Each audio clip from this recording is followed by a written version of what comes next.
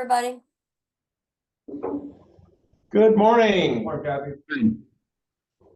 How is everybody today? Good, how you doing? Are you excited? Yes, love the snow. Good. So do I. Being snow bunnies means we're gonna be more productive, right? Right. Certainly will be. I think there's more than 4 on the screen, so I think we can only see one. Okay. All right, so welcome to our, we already did that. All right, so welcome to our February meeting. We've got Andrew, Amy, and Tim Murphy here. And I've got a few people on the Zoom, so welcome everybody. So let's start out with impersonation scams. I think a lot of us have been seeing a lot of impersonation scams in our emails. They often look suspicious with misspellings, grammar that's not exactly, how should I say, Americanish.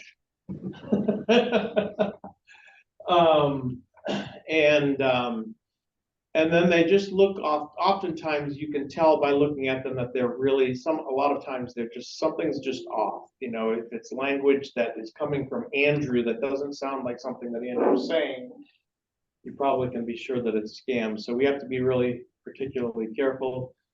And so we urge each agent to exercise heightened vigilance and caution when engaging with any communication claiming to be from Distinctive. Verify everything by phone call or text or other means. Our official communications will always come from verified channels, and we will never ask for sensitive information such as passwords or financial details through unsolicited messages. And also, if you see attachments that are HTMLs or anything other than a PDF, I would strongly encourage not clicking onto it. So, anybody have any questions or comments on that? I just always say check the number at the top. If you don't recognize it, call it first. But if it's not saved and it's claiming to be someone you know, then delete and move on. And also the name of the person sending it. Sometimes the name will appear as Andrew Reamer, but the email address, the actual email address will be something else. And that's another good cautionary flag. So all right. Come on, come on. Where are we? There it is. No. I use the board.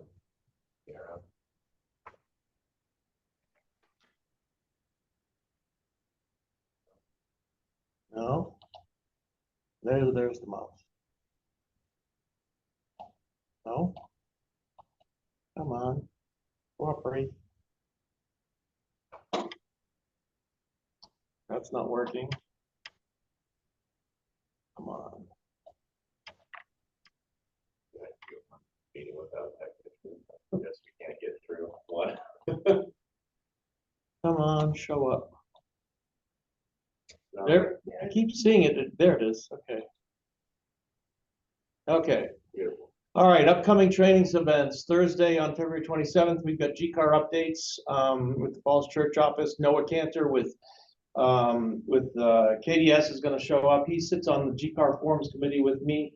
And so the two of us will tag team on the changes that we did on the GCAR Forums Committee. And that should be pretty powerful. Noah's a really knowledgeable guy. So that'll be good. HPAP, home sales contract addendum, GCAR, the potential adverse consequences acknowledgement, and the seller's estimated closing cost worksheet for for Montgomery County and DC. Oh, hey guys, none of that's showing up on the Zoom screen. You are screen sharing. So we just have a blue screen. You have a blue We see a screen. blue windows. Huh. Interesting. Why don't you stop share real quick? Oh, you know what? I think I know what. Yeah, I think I know what it is. Let's stop this and let's share screen again. Let's scare them. Can you see it now? It's No. still the blue window. All right, let me do this. Let's try this. This. How about now? It's, Yeah. yes, Okay. So that's what we have here. All right, next. All right, coming soon, introducing the Tonight Call. Do we have Steve on the call? Yep. So Steve, why don't you tell us what's going on with this, the Tonight Call with Steve Carvelli? sorry, I didn't mean, I'm interviewing for a sidekick because, Mr. McMahon's not around anymore, but it's going to be kind of a open mic type of concept call that we just discuss trends, we discuss issues, we discuss competitors, a little bit unfettered, a little bit humorous, and just kind of more of a lighthearted type of approach. I generally comment on things that I've seen in the business. I've been in business for a long time. I'm licensed in 26 states. So I kind of seen every model and every type of concept that's going down the pike. So it's kind of, and we do it at 9 o'clock because it's, it's away from the norm of people, eating dinner, taking care of kids, doing homework or whatever. So it's a little more impromptu and it's a little more informal. So it'll be a good conversation. You can talk about trends, ideas, techniques. I'll do an opening a little bit, and then we kind of open it for everyone to discuss either what I talked about or topics that they want to talk about. But it's kind of like a late night TV show. It's kind of like, relaxing and then humorous, but educational at the same time. Great. And for those of you who don't know who Steve Carvelli is, Andrew, you want to give us a rundown as to introduce him a little bit? Yeah, for those of you on the Zoom or for Amy, have you met Steve? No, I've not. All right, Steve joined us as our supervisory broker in Pennsylvania. I'm over here in the camera, by the way. But as Steve mentioned, he's licensed in 26 states. He's, I'm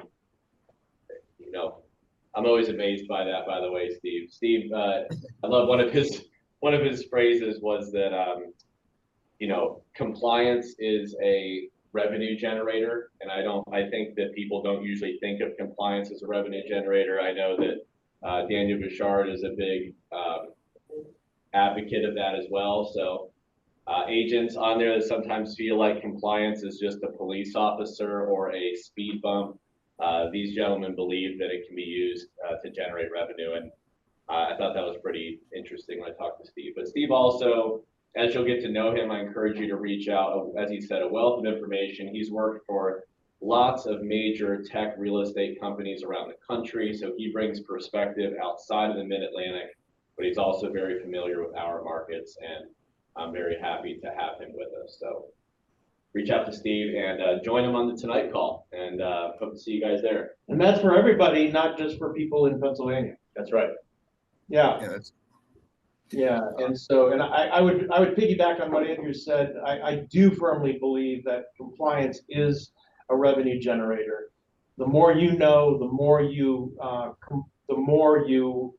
function within the parameters of compliance, the more knowledgeable you're perceived by your clients, and the more confident that you can project yourself to them, and that just means more revenue for you. So, anyways, let's move on. All right, distinctive kickoff party 2024. Do you want to do that one too? Yeah, I'm gonna come around here so I can get in the picture a little bit.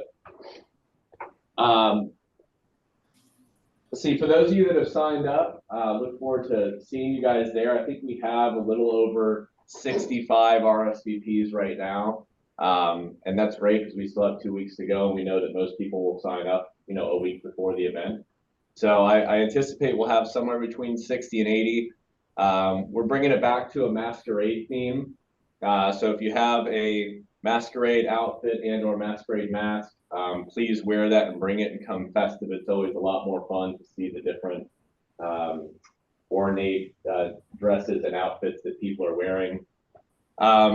We'll be bringing back the Instagram 360 pixel that I thought was a lot of fun last year. Live music, late night DJ, good food and drinks, a short awards presentation to recognize all those successes from the past within our brokerage for all your fellow realtors and colleagues. And it's always at the Meadowlark Botanical Gardens. I just can't find a better venue that's centrally located to 5 states. I know that's very difficult for those of us or those of you that live on the outer limits of that, but just once a year, an opportunity to get together with everybody in the company, a lot of our affiliate partners and vendors, just to bring everyone together and kick off the year right before the spring market, which I would think that the spring market is probably started early. So we'll learn more about that today's sales meeting, but that'll be going on here in less than 2 weeks. So I hope to see you guys there. If you have any questions, reach out to Raymond. Should be a great event. Are we having entertainment, Andrew? Yeah. Oh, okay, cool. So we'll have some live entertainment and a DJ, and just mix it up and have some fun. Good deal. All right. Sign up, please. Okay, our new agents for this month, Alicia Garrison and Justin Burke. Please welcome them. Not sure if they're on the Zoom call today, I but don't know. Yeah, Alicia is with the Chrissy and Lisa team, and Justin Burke is with Bruce Taberski. good deal. Yep. All right. All right, let's have an open forum. Who's got buyer and seller needs? And who wants to voice out what their needs are? Open forum. Speak now, forever hold your peace.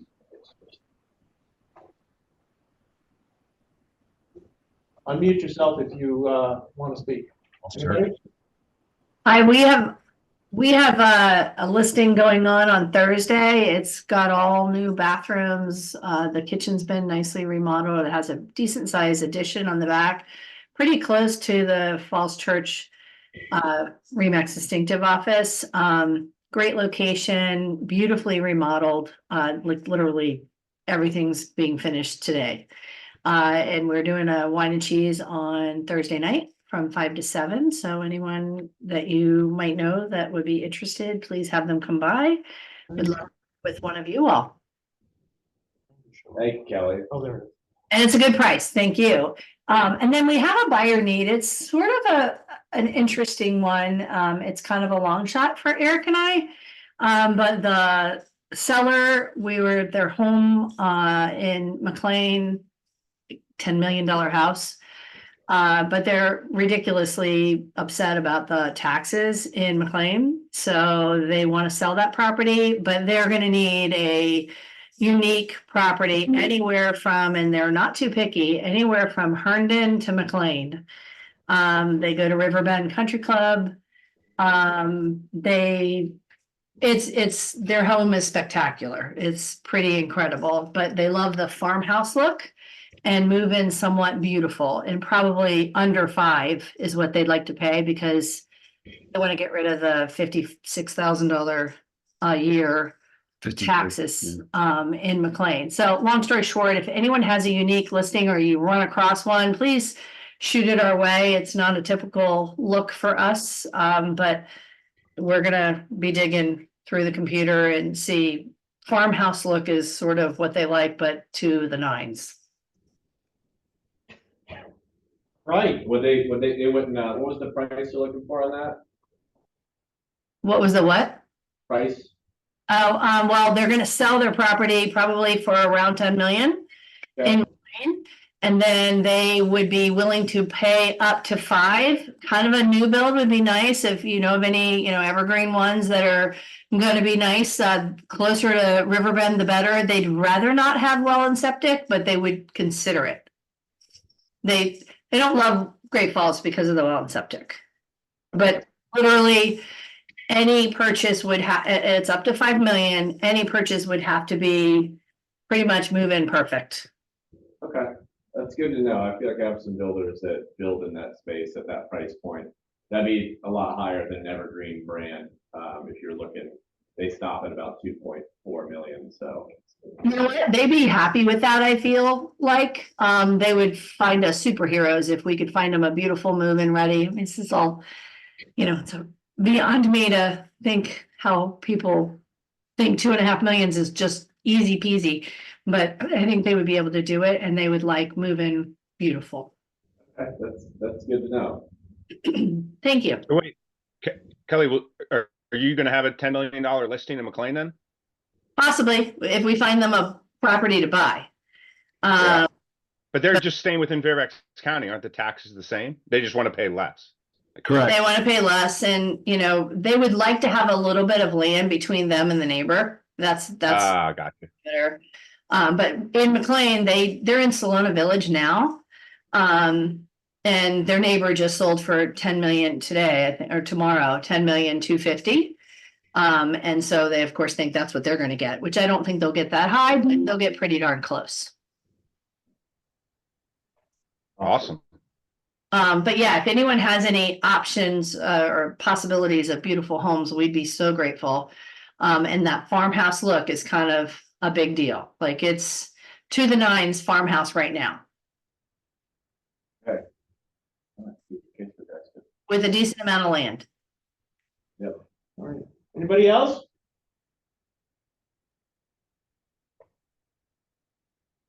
Nobody?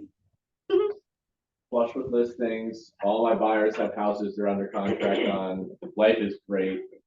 We don't have any needs at all. I think they're just being courteous. I have some buyers who want to get rental properties, you know, as investors. They want to buy a single family home in Arlington up to $1 million. That sounds like Mel. No, it's Kathy Regal. Oh, Kathy Rehill. Oh, okay. Yeah. So if anybody has a house that they don't really want to put on the market, don't want to invest in fixing up, let me know. My clients are cash buyers with up to $1 million. Has to be, you know, a nice piece, not a great piece of property, but you know, a decent house. They might live in it when they retire type thing.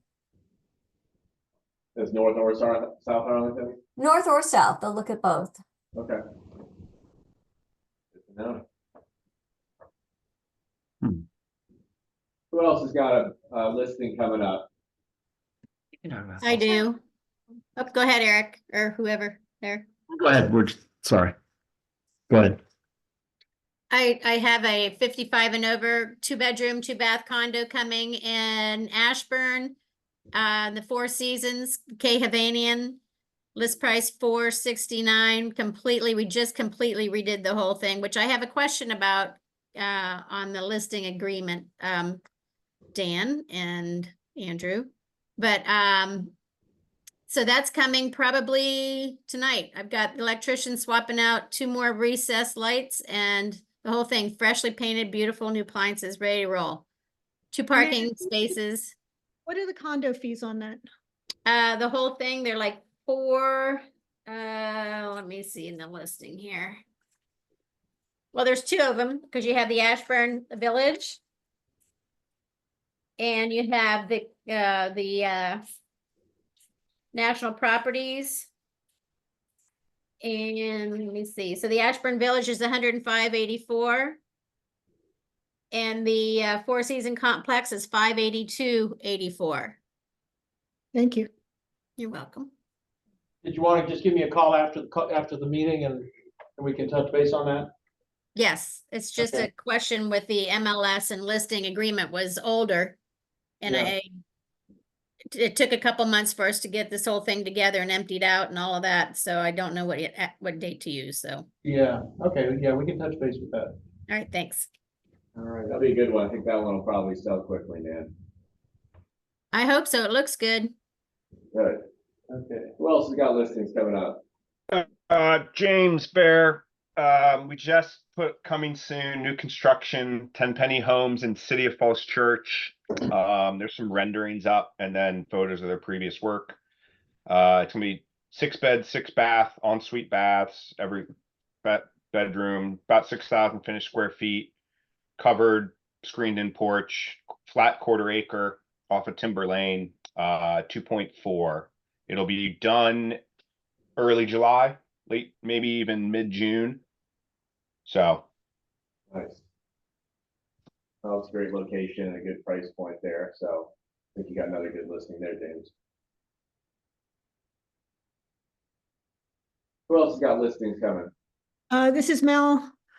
I have my Winchester condo, 2-bedroom, 2-bath that I've been sitting on. She's, I think, finally ready to take a price cut. We're going to slash 10,000 off of it, so it'll be at 250.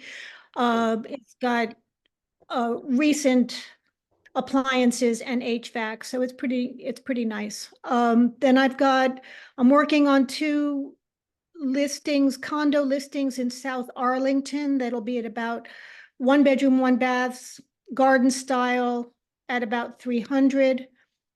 And then I have a couple buyer needs also in the Arlington Falls Church, close in Alexandria areas.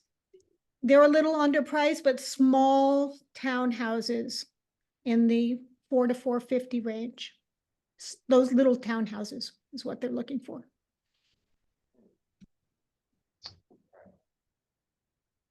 That's it. Now, I'll have Jan call you about the condo. We got a new buyer that's looking for 350 or below. In the South Arlington? Yeah, and Okay, yeah, I should know more about it tomorrow. Yes. No, no, no, no, Okay, that's good, yeah. Awesome. Let me know, give me a call. Would love to see that happen. Love when the plan comes together. Mhm. Hey, Nick Mullen here. I've got a listing coming up on South Troy Street in Arlington. 2-bed, 1-bath, little brick kind of duplex guy. Looking like about 600. I'll probably know more in about a week. In Troy Street in South Arlington, Correct. I feel like that's Kathy Rehill's got a client that's always buying up and around. Yeah, I was gonna say, what kind of condition is it in? I think it's going to be in good condition. They're relocating to Colorado. Okay, And when will that be ready?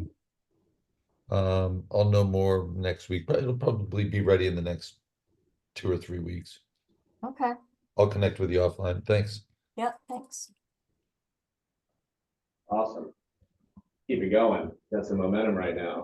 Who else has got listings coming up? Well, we have a couple of them coming up. We've got a 4-bedroom, 2-kitchen townhouse in Kings Manor. It'll be on the market March 1st. And we have it's move-in ready, but somebody could fix it up better. Or get rid of that main level kitchen if you don't want, like, they were using it as a rental with 1 level sort of front room, bedroom, shower, kitchenette, den, 2 fireplaces, and then you go upstairs or you come in the back door and you have a separate unit. So that's kind of cool in Kings Manor. And then we have a listing coming up in Annandale, which is a very unique, very pretty house in a neighborhood of newer houses. So that's kind of cool. Good opportunity for somebody, again, who wants to get into a house that you can live in and fix it up over time, or dump 300,000 or 400,000 into it and make it spectacular. What else do we have coming up? Those are the 2 big ones coming pretty soon. I have a really nice rental near East Falls Church Metro. It's a 3/4 bedroom, 3.5 bath townhouse, walking distance to the Metro, built in the 90s, brand new primary suite, nice kitchen, balcony, walkout, lower level, 2-car garage. Looking for about $5,000 a month for that rental. All right. Thank you, Kathy. Sure. Good activity and action going on. I love it. Anyone else got listings here? I can't see everybody, so I'm just sound like a broken record, but please just speak up. We have a property that could go either way, either as a tear down or, dump in about 60 or 70,000, make it really nice. It's on 1.2 acres in Herndon. It's on the Herndon Reston line.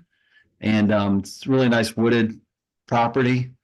So we're entertaining, talking to builders and investors that want to, maybe do a flip or own a nice rental property. It's got 5 bedrooms up, detached home. Has a lot of potential.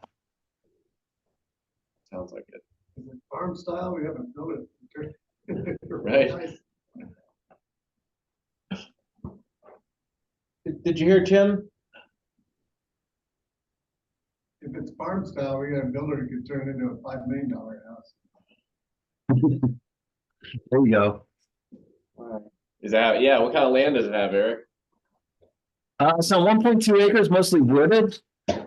And it's got a really long driveway, which is appealing. It feels like it's in Reston, but it's actually just over the line in Herndon. So you've got all the all the characteristics of Reston, mature trees, and etc. So you could turn it into $5 million farm property. That's not a bad idea. Yeah. Yeah, Right there for Caseville. there's some good builders that specialize in those types of looks and feel, and I feel like oftentimes it's getting the right piece of land and an older home that they can, you can keep the old architecture and mix it in, and it really does a nice accent for a farm home. So, Awesome. Thank you. yes, sir. Who else we got now? Thank you, if I can see everybody. Anyone else have listings coming up or buyer needs? For those of you out in Western Loudon, I need a couple of plots of land, one 10 acres more and one 20 acres more, and the 20 acre or more can't be conservation easement, which is a problem out there. But if anybody knows of any land on or off market, I'd love to know about it.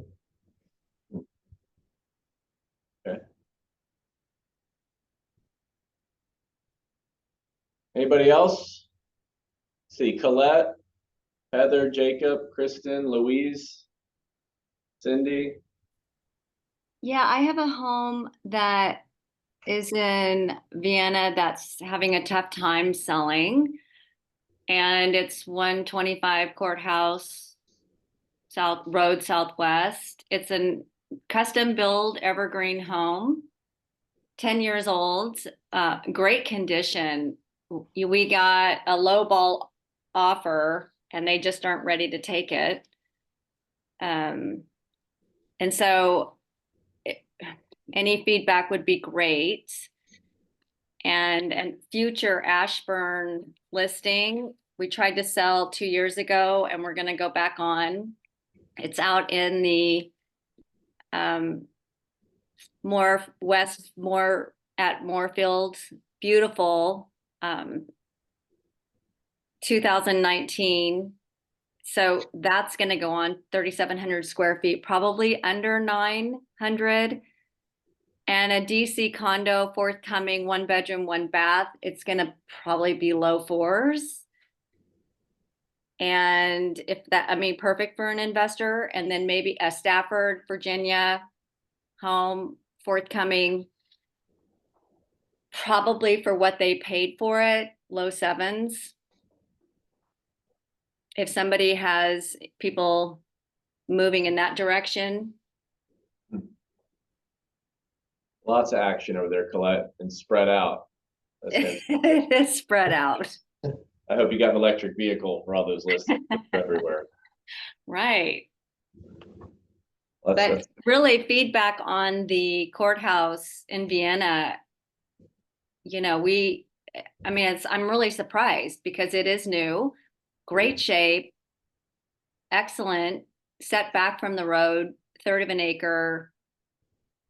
So I'm not sure why we're not getting that many showings either. Let's use this as an opportunity. I'm just curious as to, everyone on the call in this market being February 13th, you got a home that is in a pretty desirable location, newer home, great size. It could fit almost any audience. That sounds like it's priced well. Colette, are you getting a fair amount of showings or are you not getting any showings?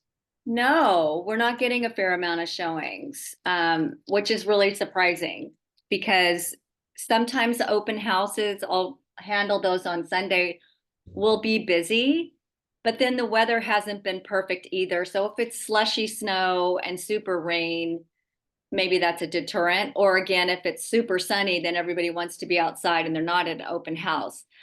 But I'm a little perplexed because bring an offer, bring me something. We've gotten in the 1.5s, but they want at least in the 1.6s. And so, I mean, we're going to have to think about lowering a price, but we put it on. They really pushed to put it on right in the December. And again, I did not think we should do that, but the seller is king. So we did it. And, there's no activity. So now they're getting stale on the market, if you will. And, I need to figure out where we're going. Yeah, well, does anyone on the call have any insight that they want to share as it pertains to the Vienna or Fairfax County market for single family in the 1.5 million range in terms of demand right now? Or I maybe- think interest rates are Yeah. killing people. I've got a lot of buyers, there's no inventory, but the interest rates are holding everybody back. Still, especially in the high end. We had a listing in Vienna, a very nice house on Palmer Court that took a while to sell. And feedback was it's too expensive. And I think that just means that the people with a budget in Vienna are a little different than maybe in McLean or Arlington. So for that clientele, it was expensive with the interest rates. Our strategy was just to, we held open houses every single weekend until it was sold. We talked to the seller who was offering a 2.5 buyer agent commission to consider a price reduction or changing the buyer agent commission, which was actually a lot cheaper on a $1.5 million house. To offer another 0.5% was a $7,500 hit to the seller versus reducing the sales price by $10,000 or $15,000. And what we ended up not having to do that because we got us a buyer in time, but our thinking was, that gives you a chance to market, do email blasts, all this stuff out to agents to say 3% listing in Vienna, beautiful house, your clients will love you. That kind of is a better way to get some more eyes on it than just a price reduction. Well, instead of price reduction, what about offering, a little bit toward the interest rate buy down to a buyer? Well, we would. I think they would be open to that. We're just needing people to come in that have some level of interest to go ahead and put something on paper, and be a legitimate buyer. We'll get you there. Right, but I think in the advertising, Colette, to say seller will offer this much to buy down interest rates, and to say that both on the public remarks and the private remarks, whatever incentive. Yeah, big incentive. Okay. Yeah. Have they actually sorry, this is Louise. I'm not great with Zoom on my phone. I'm learning. Have they actually received offers like written down in the 1.5s on the house? The person she's an agent, and she keeps sending everything not in a formal offer, but in a written offer. This is where we are. This is what we want. Plus she's contingent. I said, please put it down on, send a complete offer. My sellers aren't going to take you seriously unless you really submit a formal offer. She's an agent and she won't do that, but she has toured the home 7 times, 10 times, and she connects with me all the time. So I'm not sure. And then another one was open house, unrepresented. Will you take 1.5? You can write the offer. And at the time they weren't prepared or wanted to do that. So, I mean, percentage wise, the difference between 1.5 and 1.6 and this price range isn't a whole lot. So finding out why the sellers are, what does that mean to them? And then, I think it is coming down to interest rates. Last year or the year before, they would have got 1.6, right? But things have changed, and maybe showing them the monthly payment difference from then to now. Okay. And what does it mean for them to have that extra 100,000? I mean, we all want it, right? Well, But- no, I mean, that's an interesting thing because these sellers were so impetuous. They bought a vacant lot they're building on. And Yeah. now they're paying that mortgage plus the builder to get started. Yeah. Then moved out of their house and they're in a rental signed lease for 12 months. So they're paying the Oh, lease fees yeah. and they're still paying a mortgage Yeah. fee on their home for sale. So yeah, they're in a pickle.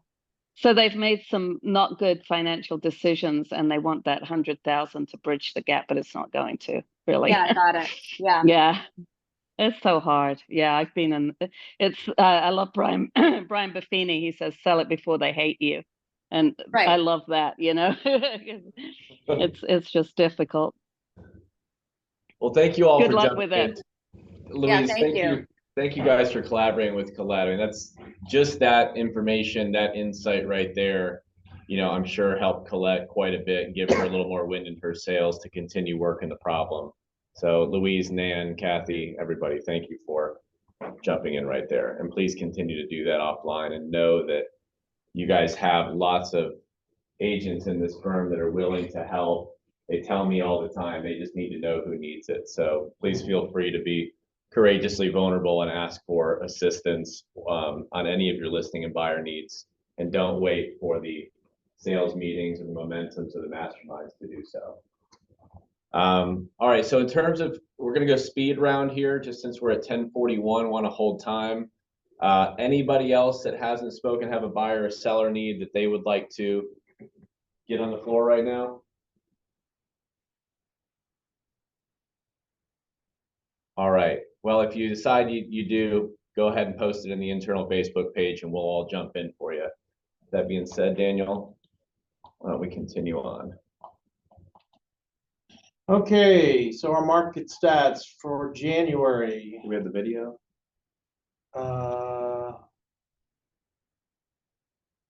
Here it is, okay.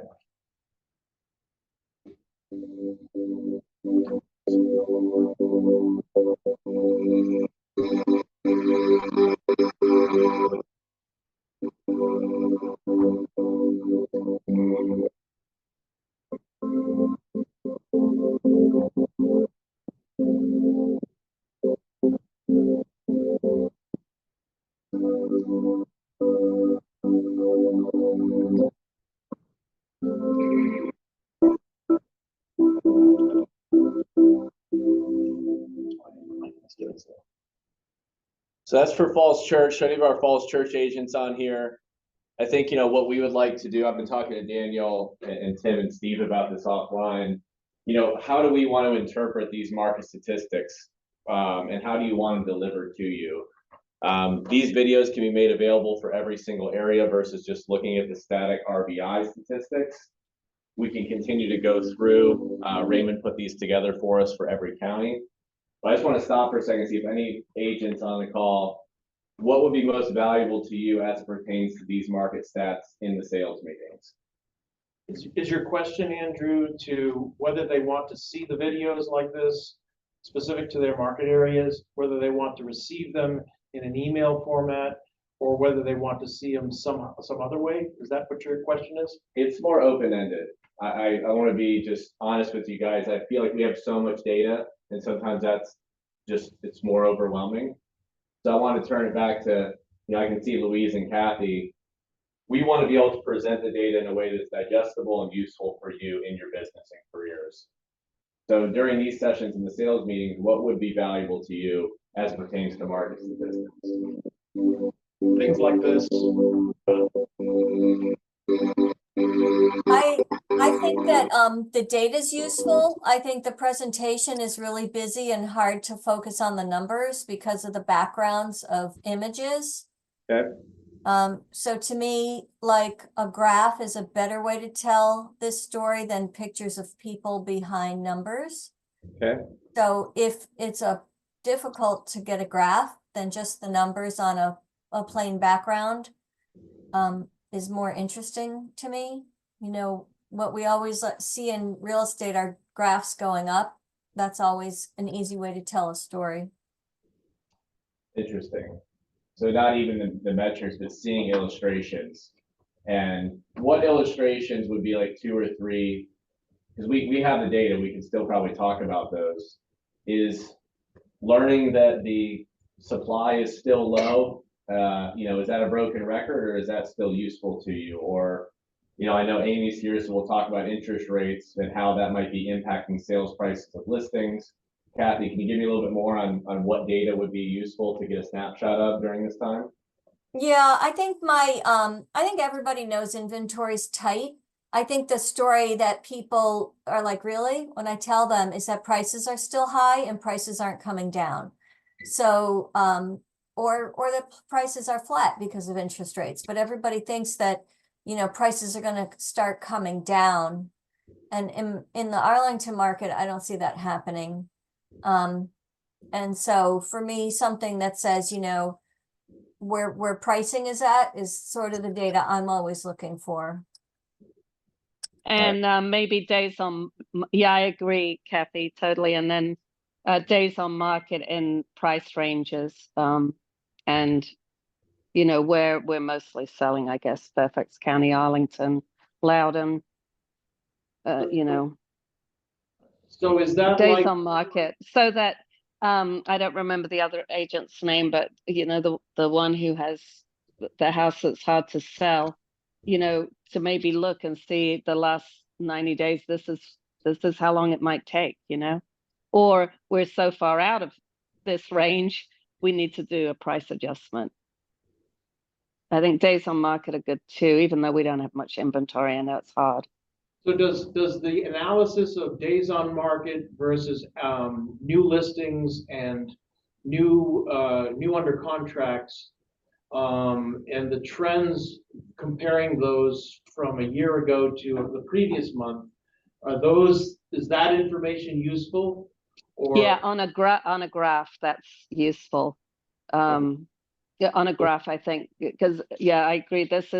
It's great, and it might be great to send to a client the video, but it's, for my brain, it's really hard to process without the sort of linear look. But Hey, it's Dan. Yes, Dan, it's Kevin Carter. yeah. Hey, I think it's the interpretation of the data. I mean, I think as realtors, we all know how to read it. And, when I do seminars and things, like, I take the data and I interpret it, but so it depends, like, are we as realtors going to use this to market to sellers or buyers? And then, like, posting it on social media, putting this up, like, I think is confusing. So and to me, you still have to put a positive spin on it. So for sellers, it's easy right now. You can, like, say inventory is low, great time to sell, like so many days on market, average sales price up, whatever.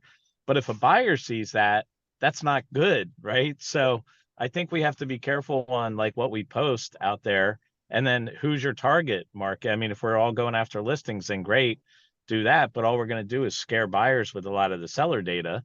And so if we put some buyer data out there and say, hey, like, average townhome price in Fairfax County went down 5% last month, that's a better buyer piece of data to put out there than, like, all this, like, percentages up and down. Or maybe we say, hey, there's an increase in new listings from last month to this month. This is great news for buyers, period. It has to be really simple and clean, and otherwise it's not even worth having it. Like, I know how to interpret all these slides, but the general public doesn't. So if we're going to use them for the general public, it needs to be much more simple and already interpreted by us on how we're going to, what we're going to promote. You're going to either look for buyers or look for sellers, and be careful where you post this data too. So if we produced a bunch of data specific to your local market areas that you specialize in, and you were able to pick and choose what data and what information you wanted to use, you'd prefer to use that and be able to pick and choose it and post it wherever you wanted, than to see something like this or something like what we've been doing? Am I hearing you correctly? That's what I'm saying, but I think you have to ask everybody else. Would they post it on social media, and do they want that kind of one-off, like one good slide for sellers, once a week or twice a month or whatever it is? But yeah, like this to me is realtor data, right? But I would never post this to the general public. It's just too confusing. And to follow up on that, the real estate market has good news and bad news, depending on who you are. And so if I'm posting a good news, bad news thing, this is why it's good for sellers right now. Here is what's good about buyers right now, you know, to focus in on. And here's, you know, sellers have to remember it's not the sky's the limit like Colette's people want. And buyers have to remember they may have to be competitive. So something that establishes us as experts is what I'm looking for. And then I can help them in the social media posts say, you know, this is why this is a good time for buyers and sellers, because ultimately we always want it to be good for buyers and sellers, right? I think, you know what, real quick, the message needs to be really simple right now. And saying one thing seems to be more powerful than having year-over-year data and too many different messages on the slide. I mean, these slides are, you don't know where to look. And I don't know that anything for 5 years is relevant. I feel like I don't even want to go back 90 days because in 90 days was a different market. So just a little feedback. I would keep it as simple as possible. No, this is super helpful. Thank you for all of you for taking the time. And feedback is not the F word in my life. I welcome it. It makes me better. And as I stand here in a sales meeting, I wanted to create a different voice through video, but I hear you loud and clear, and I'm going to make some changes with Daniel and Tim and Raymond offline. And what I heard is, we know the data as realtors. We need the data interpreted in a way we can share with our clients that's useful to them. A simple message is more powerful, so make sure we don't overwhelm with the interpretation and the messaging. We want the data interpreted for sellers and buyers by county with a positive spin. So I think it was Kevin Carter talking about, okay, well, if you have data that's useful for sellers, that would be useful for us in conversations with our sellers or on our posts, take the data and find a way to interpret it for the positive. The data very well might say something, I want to say negative or depressed, and that's still the truth, but there is always a positive way of looking at the data, and that's what we want to be presenting. I think it was Louise was talking about days on market, and more specifically what I heard was wanting to know the absorption rates so we can help set expectations for buyers and sellers like Colette to show the trend lines and show the absorption rates of saying, hey, right now this really is 2.5 months or 3.5 months. So we know this, we're aware of it. This is a part of our listing disposition strategy. I don't want to use the word be patient, but this is the market we're in. So getting VOM and absorption rates to help set those expectations. And then back to Kathy, I think leading off with getting more graphic illustrations and trends to show where we've been and where we're headed in order to build confidence in our clients. So maybe we can, Daniel and I and Tim and Steve and Ray and I can use those 5 as our boundaries for creating useful market statistics and data presentation for the sales meeting going forward. And I've got a follow-up to that. You know, Andrew just suggested a term that I've used several times as well. Understanding how the absorption rates really impact your ability to calculate that correct listing price. Would it be useful to have a guest speaker come in to specifically talk about absorption rates and how to analyze absorption rates, and so that you can zero down in a micro fashion on your list prices, not just with your comparable market analysis, but take it to the next level of really looking at those absorption rates to really zero in on that correct list price. Can I get a show of hands of anybody who thinks that might be a valuable speaker opportunity? Yeah, sure. Yes, my hands up. Yeah. 3. All right, sure. All right, because I think absorption rates is a concept that is not talked about enough, and it really has a big impact in your doing accurate CMAs. Yeah. Thank you. Yeah. Thank Okay. you all for that session. I know that was different than normal and we used up some time, but I'm gonna use that investment that you just made in us to make these sales meetings better for the future and, empower you all with more useful data as opposed to just going through the motions and it being unuseful. So thank you for your feedback. All right, so next we have Amy. And we got nice and, dragged on here, so. Yeah. You come in here. We need you to steal the show, Amy. Yeah, All right, I I'll don't- do my best here. Let me see where your presentation is. Is this where it is? Um, No, I don't think so. yeah, that is it. It is? No, it's not, that's not it. No. Either. That's it. That's it, okay. All right, so let's do, oh, here you go. Nope. The mouse Hopefully is- I won't have. The mouse is a little finicky. The mouse is finicky and I've lost it. There it is. Okay, everybody, good morning. How are you? Good morning, Amy. Yeah, let's get going here. All right. Okay, this was meant to be interactive. It's kind of hard the way we're currently structured here, so we're gonna, They can Just shoot pick that QR on their phone. yeah, real they can quick. shoot it if they want. if Shoot you would it like to now. Participate. You wanna Everyone shoot- want to take 10 seconds to shoot Amy's QR code real quick with your phone on your screen, unless you're Louise and you're on your phone. It's gonna be a little difficult. 5, 4, 3. Got it. All right, we're ready. Everybody Amy. good? Okay. Let's have some fun then. Have a little fun. Everybody you ready? Anybody else? Daniel? On your phone, Daniel? Oh. You quiz. Oh, okay. Ready to play.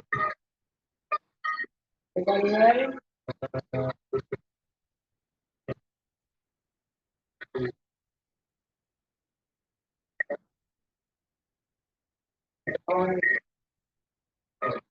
Okay, so this is an interactive quiz. We're gonna ask questions.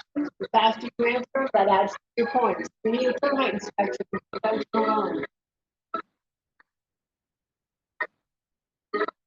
Correct. Oh, we do not. Lenders do not. Accept termite inspection in a conventional loan. We can't, something's going on. Yeah, it's just the video feed, not your screen, and it's just the music's Oh. in and out. Got it. We're not getting the screen. Yeah, all Hold right, on. so hold on a second.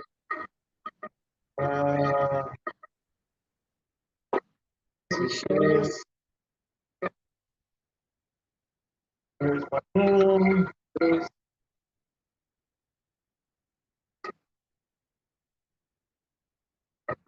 Sorry.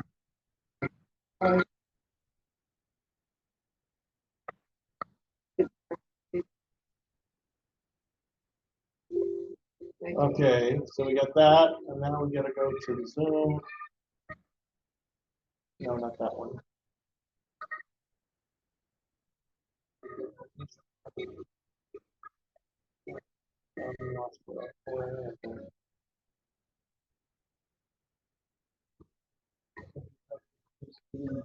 Yeah, I know, that's what I'm looking for. I can't see where my camera thing is. Usually the, that's the that. I don't know if it is Zoom.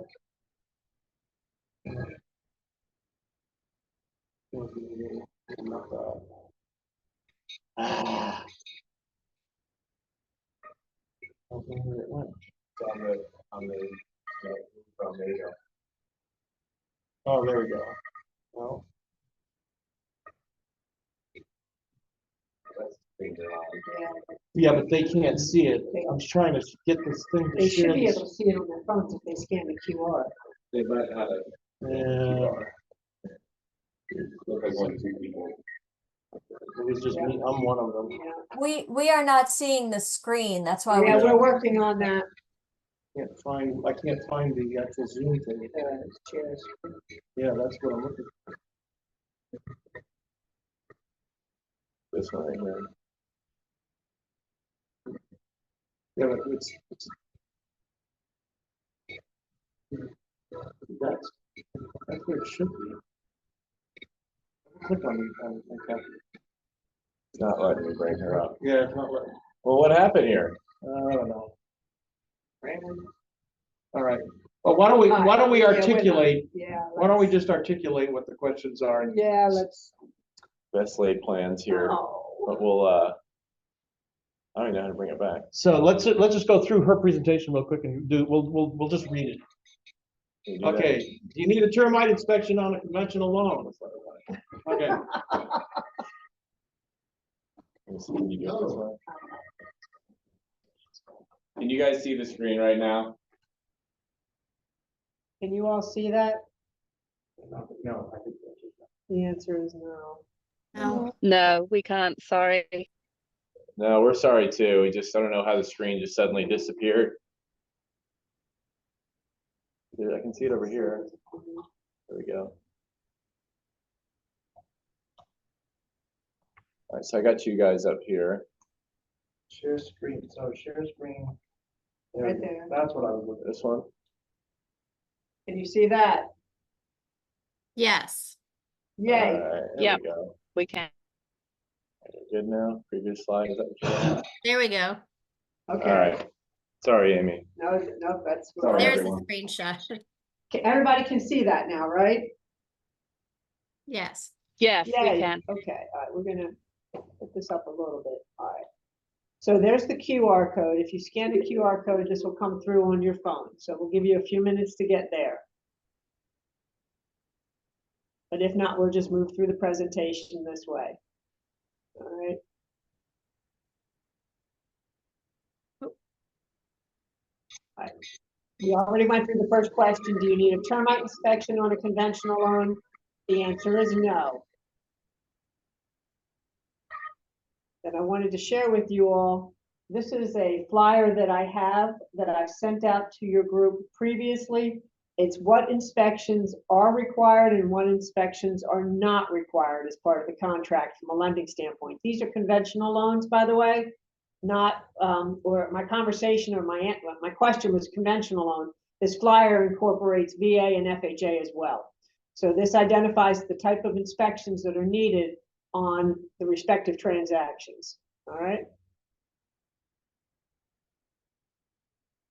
Next question. 3 players. Again, the faster you answer, the more points you get. What is the income requirement for Ameris Bank's first-time homebuyer grant in our area, in the greater DC metropolitan area? 85,000, 120,000, 320, 150, 400, or 180, 400? 120,000, 320. This is qualifying income. So what happens, and I think Kathy Sullivan, you joined us last, I saw you on here. Yes, definitely. Yep. Amy. So on the Ameris grant, as long as an individual is eligible for home ready financing, that means their income is under 120,320, they'd be eligible for the Ameris grant, and that is qualifying. It's different from household income that you're accustomed to with VHDA and FHLB funds. I'm gonna turn this down because that's green. So I can actually play a little bit with income. So in Kathy's case, I was talking to a borrower. We've taken one of the borrower's incomes out of the equation, and they're able to qualify on the other income solely. And so they're eligible for the grant by doing it that way. Kathy, did you want to add anything? Yes, I just wanted to chime in. So just for my fellow agents here, Amy just Amy completed a transaction for me that went to settlement last week, and using the Ameris loan programs that she had, it made me think of a few of the buyers that I had been working with and waiting to work with this year that were concerned about the higher interest rates and the amount of cash they were going to have to bring to the table, etc. When I became familiar with how the loans worked with Amy and Ameris, I immediately reached out to a client that was going to wait. And just as Amy was talking about, she was able to get them $12,000 in grant money that they would not have normally been able to get through any other lender. And we already put an offer in on a house yesterday. So knowing how the program that she's offering works, I'm reaching out to 3 more buyers that I know have been waiting to see if I can get them on board and talk to Amy. But specifically what she's talking about, this particular buyer from yesterday, husband and wife, great income, could afford the loan, etc., but they would not have been eligible for grant money. So they could actually stand alone with just one of them on the mortgage and still qualify the house they wanted to purchase. And it was Amy thinking about, okay, well, wait a minute, let's remove one, just go with the wife who has the better credit, and they'll get this grant money. And they were thrilled. Something again that I know I keep saying it, but Amy was clever enough really to figure that out immediately and talk to them on the phone. And I often work late at night. Amy was on the phone late at night with them, and we were able to put in this offer that we're waiting to hear about, because it's a Fannie Mae home path property, so we don't have an answer quite yet. But to that end, I just can't say enough about Amy. She has been fantastic in both her delivery when we did get to settlement on the other property, and also on just being creative and getting the second transaction for me that I might not have had this year based on the client, being hesitant to get into the market. So I just wanted to give that, great incentive for everybody to kind of think about maybe buyers that have been on the sideline with this loan program that she's got. It made all the difference. And again, Amy did such an excellent job, and I was just thrilled, and would have otherwise not have thought of using Ameris for it not for these presentations that she's given, because these properties, frankly, were in Maryland, and I don't normally think of using a lender that's not in Maryland, but Amy was very well versed on that. And I'm sure obviously Virginia and DC, should I have a transaction there. So just wanted to kind of give her a shout out for such an excellent job. Oh, Kathy, thank you very much. I appreciate it. Sure, my pleasure. So Ameris has a number of first-time home buyer programs, and Kathy, as she already explained, we've used 2 of them. So one settled last week. It was the Housing Equity Enhancement Program, a pilot program that I've referenced to several of you. Buyers were eligible for $13,500 in down payment and closing cost assistance. The second buyer that she's just made the offer on last night, that's the Ameris Grant Program. They were not eligible for the Housing Equity Enhancement because their current residence was just outside of the eligibility zone, sadly. So we had to pivot and move into a different direction. So we were able to use the Ameris Grant there. But thank you, Kathy. I appreciate that. All right, so we're going to move on with this. Let's go to the next slide.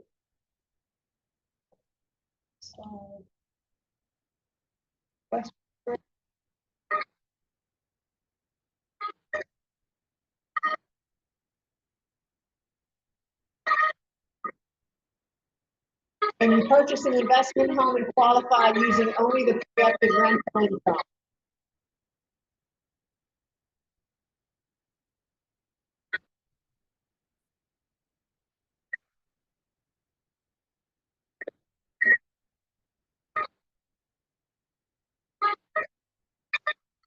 Yes, correct, we can.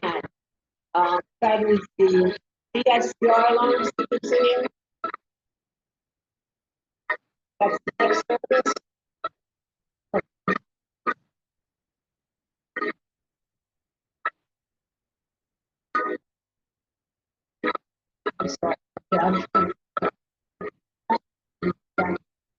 Well, yeah, that's. At least the music's off. Yeah, at least the music is off. Yeah. Wow. I didn't realize it was that loud. It wasn't that loud when I created it last night. All right, so we're back to this screen. Let me just share something with you. In this area, the DC metropolitan area, the Home Ready, which is Fannie Mae's first-time homebuyer program, the income limits for that in this area are $120,320. However, your first-time home buyers if they are at 100% of the area median income or 120% of the area median income, because we're considered a high-cost area. So buyers in this area up to $180,480 who are first-time home buyers, while they will not be eligible for grant or down payment assistance in almost every case, there is one exception. They might, or they will get first-time home buyer rates. So as a lender, those of you who are old timers, and I'm in that category, but you remember that 30-year fixed was 30-year fixed was 30-year fixed. Now, when you call a lender asking for 30-year fixed rate pricing, it's a function of how long do I have to lock the rate? What kind of property are we dealing with? What's the percentage of down payment? All these factors come into play when I'm quoting an interest rate. If you're a first-time home buyer and you're under $180,480, you are eligible for first-time home buyer rates.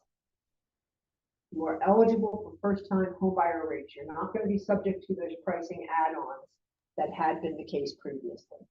All right? So how does the first-time home buyer rate compare? What is it? What do we tell our clients this gets them? First-time home buyer rates, and again, it's a function of credit score and down payment, but it could be anywhere from 1/4 to 3/8% lower than what I'm quoting other individuals. That's pretty significant, by the way.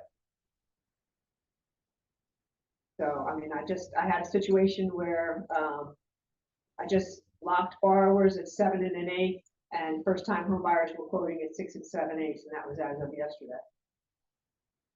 So that's 1/4%.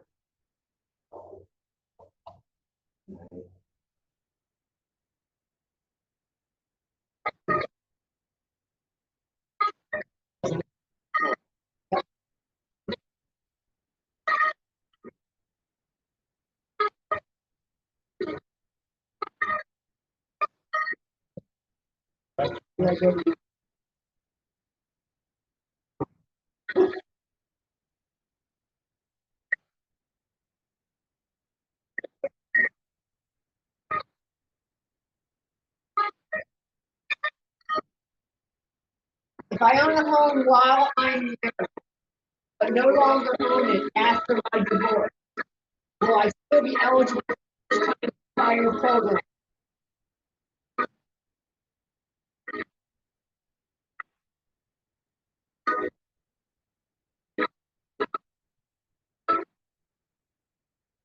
Yes.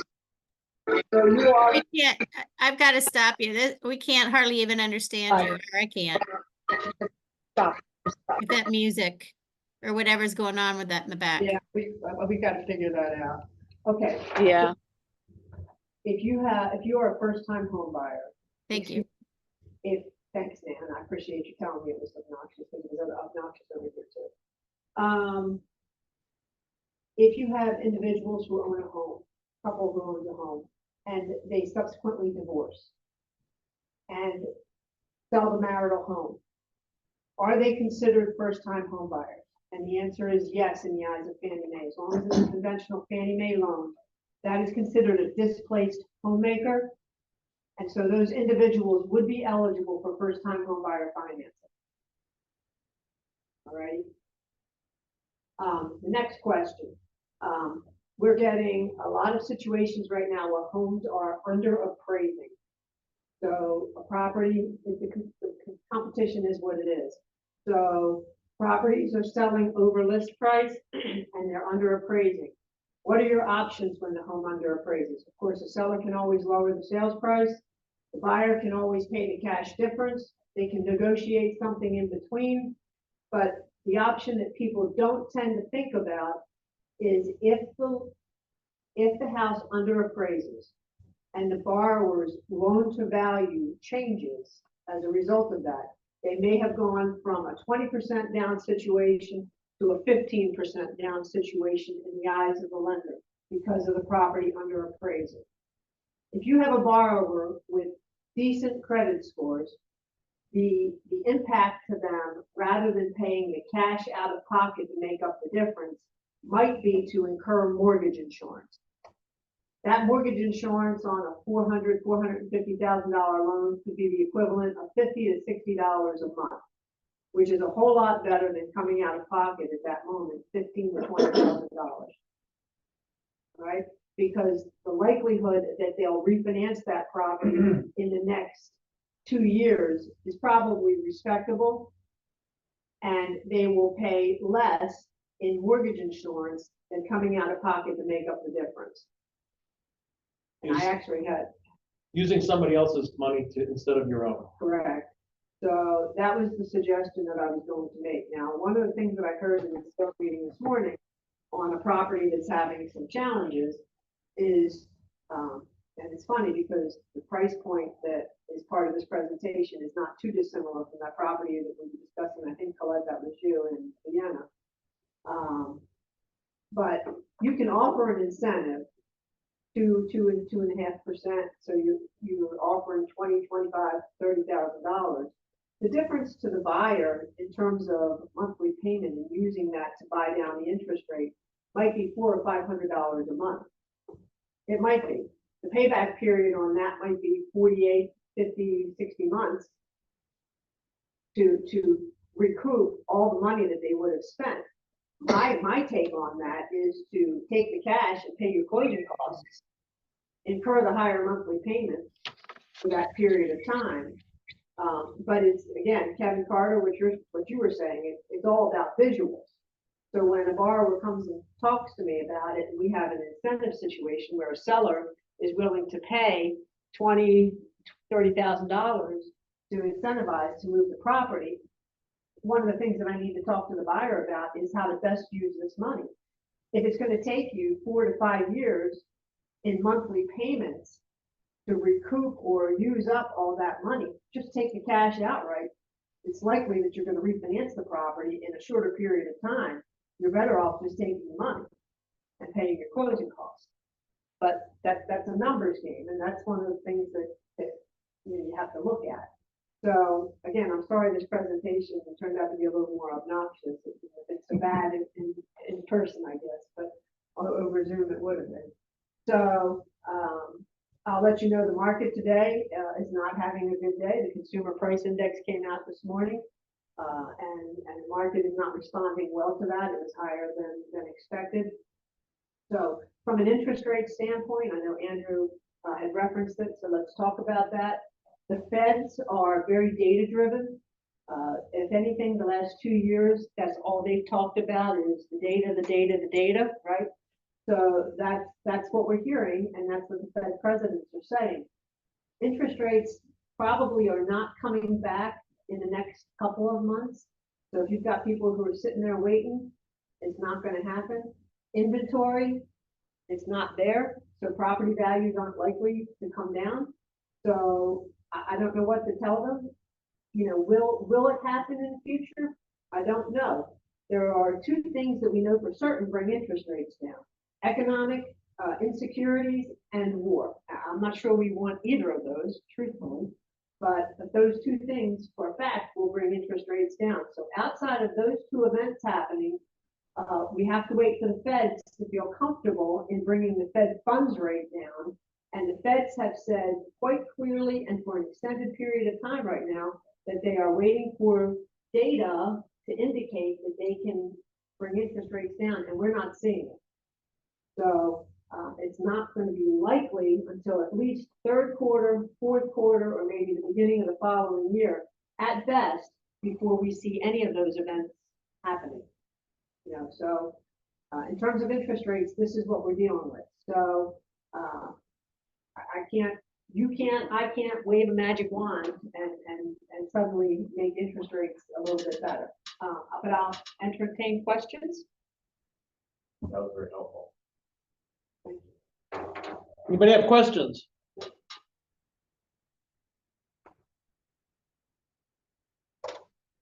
Nope. Anybody see any of this as an opportunity, or do we see all this as a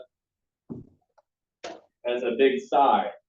Yeah, I can talk to what Amy talked about with the home not appraising, and instead of trying to, especially if the seller will not come down on price, maybe they have backup offer, is about the mortgage insurance. I was actually in that situation, and Amy suggested that, and the seller paid a few years of mortgage insurance rather than lowering their price, and rather than starting the process all over again with another buyer. So that can work, and the buyer was very happy with that. Thank you, Karen. You're welcome. Yep, and to piggyback on that, not only do the mortgage insurance does not have to be incurred on a monthly basis. The mortgage insurance can be paid as a single lump sum premium. So if you have a seller who's willing to contribute or a buyer who is willing to contribute, the mortgage insurance can be paid lump sum and be done. So that may be an option if you have a seller who's willing to contribute to solving the problem for the buyer. Thank you.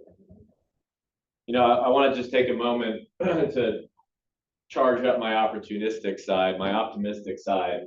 You know, when we're in markets like this and it feels stagnant, you know, there's always something you can be doing to move your career needle forward.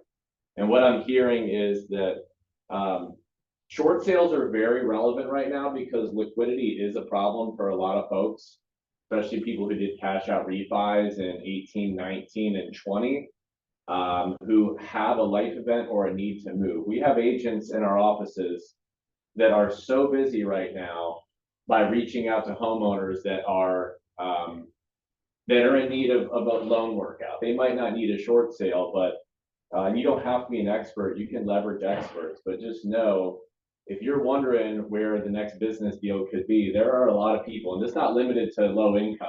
You know, there are a lot of people that are in liquidity crisis right now who could use a good steward or shepherd through their time in their life right now. And whether you can use that as a way to generating, you know, a sales transaction right now, or putting one of their homes into property management, you know, think about it. Right now, you can really be building a pipeline and building lifelong clients by being a guide during a very difficult time. So if you are not proactively out there seeking out the people who need your help, I think we're missing out on a huge opportunity. And I know that some of our agents are doing this and they're like, I've never been so busy in my life. So look, know that there is a real liquidity crunch going on, especially people who over leverage themselves or are in luxury markets. So keep that in mind. There's ways to find that data, to approach the people, to promote yourself as a strategic advisor in those situations. The other one would be, kind of Colette alluded to it with her grief, was make offers. If you have investors, or let investors know, hey, I will make offers in this market. There are people that are just fatigued and they're tired and they're sitting at 1.6 and maybe they would take 1.5. I mean, if you can get somebody to write an offer at 1.5, that seller might just say, you know what? I'm just going to take a bogey and move on to the next hole. So be a realtor that's not afraid to make offers. When we're in a really hot market, I know many realtors like, I am not making an offer. I'm not going to embarrass myself to that other realtor. I'm not going to, this market is hot. We live in Northern Virginia. I'm not going to submit a low offer. That is antiquated thinking. The market has shifted. We're in a stagnant market. Be the realtor that's going to go make offers and try to get a really good deal for your buyers who are willing to buy now and not wait until interest rates go down and the rat race begins all over again. So I would say, just as encouragement, be curious. There's always ways to turn, you know, this lemon into lemonade. I think those are two good strategies that I know are working for some of our agents in different markets, and they're not on the call. Otherwise, I would tap on them. And if you ever feel like you're stuck, as I told Kathy Sullivan last night, just raise your hand. Be courageous enough to raise your hand and say, I realize that I've been complacent for about 3 to 5 days, and that's 3 to 5 days too long because my career is important to me. And I just need somebody to be stuck with me and help move me a little bit more forward. That's also what we're here for. We're not here to have all the answers, but we are here to be with you during difficult times and help you move forward. So that's my my last PSA right there on this market. All right. Now it's time for our mortgage moment. Is Hope still with us? Is Hope still here?